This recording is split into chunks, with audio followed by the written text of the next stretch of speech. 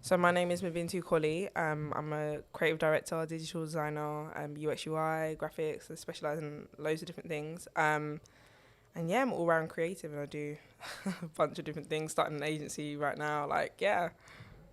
So you studied architecture at Mhm. uni, but Mhm. you're like a UX, UI, yeah. UI, and all that stuff. And I did computer science, so that's the only reason why I even understand what you're talking about. Mm. But how did a young black girl get into that? So first year uni, I'm a hustler. So first year uni, I realised that student loan wasn't gonna cut it. And it was around December. I was like, wow, like I have nothing left, and I'm about like not even December. It was like October. I was like, I'm not gonna make it to December, and um, I had all the software to create and design stuff because we needed it for architecture. So it'd be like Photoshop, everything. So I was paying for the whole like Adobe package, and I was like, well, this is just sitting here because we didn't need it at that point. And I said, okay, well, I need to do something. And it was kind of fun at the point. At that point, I was just playing around with it like you would with paint, like when you were a kid. And then I saw on my timeline like someone was like creating Snapchat filters and selling them and doing them for people, and I was like, I can do this.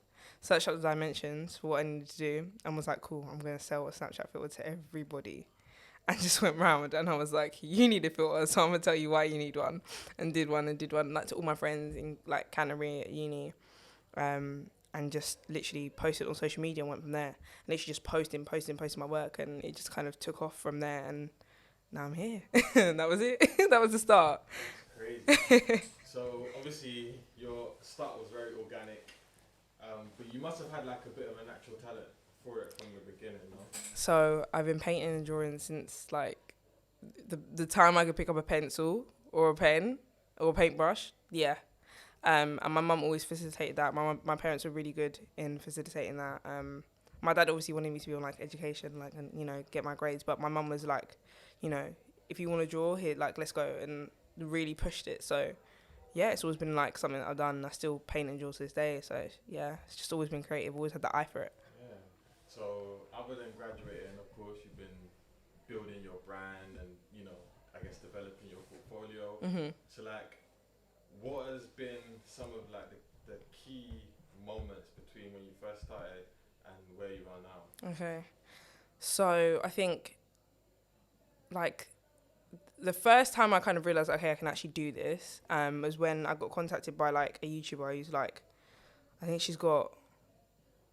I know she's nearly on like 1 million followers on Instagram. She's very big in the beauty community. I think like over nearly 800,000 on YouTube like subscribers. And she randomly contacted, like I wasn't big in what I was doing. I literally, the month before, I was doing free logos to build my portfolio. So she contacted me the month after and was like, can you design packaging? And at the point, I couldn't design packaging. I never done it. I just did logos. I was trying to build my portfolio. And I was like, yeah. And I just never said no to anything. So I was just like, I can learn. And if I can't do it, then eventually I'll let them know. But that never happened. I just learned. I was like, I'm going to learn. So yeah, when she contacted me, I was like, okay, cool, I'm actually doing something. And then it was the most money I've earned in like a week. And I was like, yeah, okay, cool, I can do this. I'm actually going to do this. And that was when I was just about to go into second year uni. And that was it. That was the kind of the point where I knew I could do it. And then following on from that, I think this year, 2019, I really kind of dedicated time to my craft. So in the beginning of the year, I was like, I'm going to try and design every day for as long as possible. And I lasted about 60 days, I think, because uni just got too intense at that point. Third year deadlines, everything. But I think 13 days in, I did like a House of CB app kind of screen because they didn't have an app. And I just saw a gap and I was like, well, you don't have an app. I create apps. Let me show you what I can do. And then after that, now I'm still working on the app now, still working with them to design that app and create that for them. And just off the back of that, people like Adidas have seen my work and reached out to me, and I've worked with them. Certain brands have really like kind of spotted me. And I think those are the kind of moments where I'm like, okay, cool, I can, like when I dedicate myself to my craft, this really shines through. But I think also kind of speaking events. So this year, I think end of the month marks my 10th speaking event this year. So I think I remember my first one and just kind of realising that people want to hear what I have to say because of what I'm doing and what I'm sharing online and my work and my craft and my dedication, and people see that. So I think those are the kind of moments, especially when it's an honour to, even something like this is just such an honour to kind of see that people recognize what I'm doing. So I think those are the moments where I'm like, okay, cool. I'm actually like, I'm doing something. Yeah, 100%, man. You even need to stop cutting the events because until you're gonna get to 1,000, you're gonna talk. You know what I mean? Jesus name. Get used to it, boy. Because obviously people have identified you as a leader within the community. Like you might not see it now, or maybe you do. You probably do. But like, Yeah. no, definitely. Even before I even really knew exactly what you did, like I heard your name. It's like, I don't know, maybe it's the way you packaged it or branded it. It's like, you know, I knew of it before I knew of it. If that makes sense. So like, and I'm older than you. But let's say, you know, like for someone up and coming, looking at you, what would you say makes you a future leader? Ooh. I think I have a message, and I think... Wait, sorry, could you start it again, but with, I think I'm a future leader because... Okay. I think I'm a future leader because I have a message, I have a story to tell, and I feel like I can connect to a lot of different people just because I'm authentic. I'm literally... What you see is what you get. What I put out online or what I put out anywhere, my art, anything that I do, working with people, that is me, and I'm real with everything that I do. But also, I think just I'm big on everyone having their own thing and everyone having ownership and understanding how important they are as a person and how they can make a change and make an impact. So I feel like that resonates with a lot of people because they feel empowered by what I'm doing, they're inspired, or they enjoy it, or they just like to see, like, I hear people that are like, I just like to see you win. Like, I just see you winning, and I like to see you win.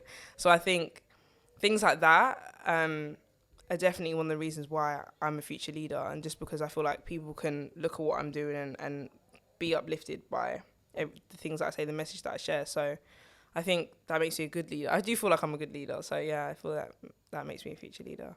Cool. So I just thought one more question based on what you're saying. So like, when working within the tech space, it's interesting actually. Yeah, that's how I wanted to ask you about your experience as like a black young female. Like 3 things that people would usually say is a disadvantage in the Western world, innit? So like, definitely. How has it been for you navigating that space, and like, what do you feel like you can bring to that space going forward? So tech is very white, very male, and very nerdy, shall we say, quite affluent. Like, think of like young Bill Gates, Facebook. Yeah, so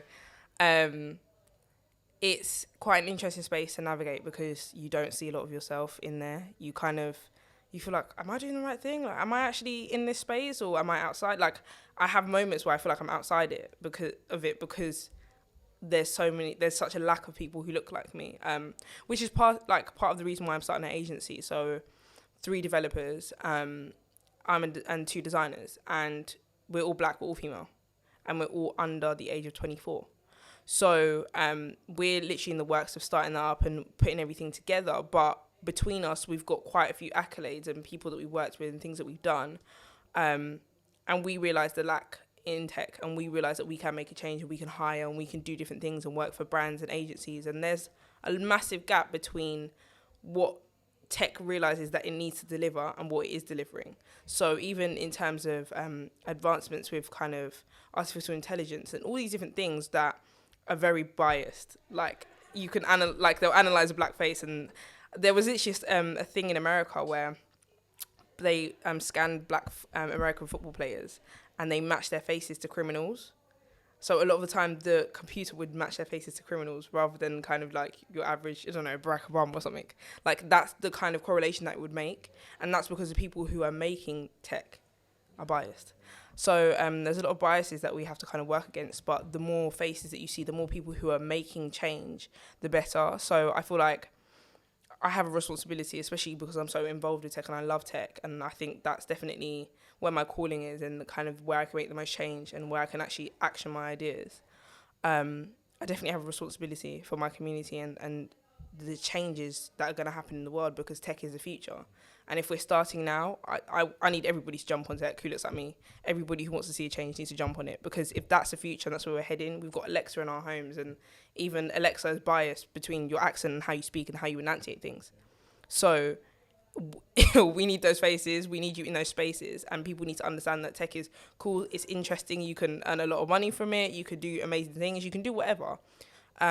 as long as you've got a voice and you want to you want to get involved, you should.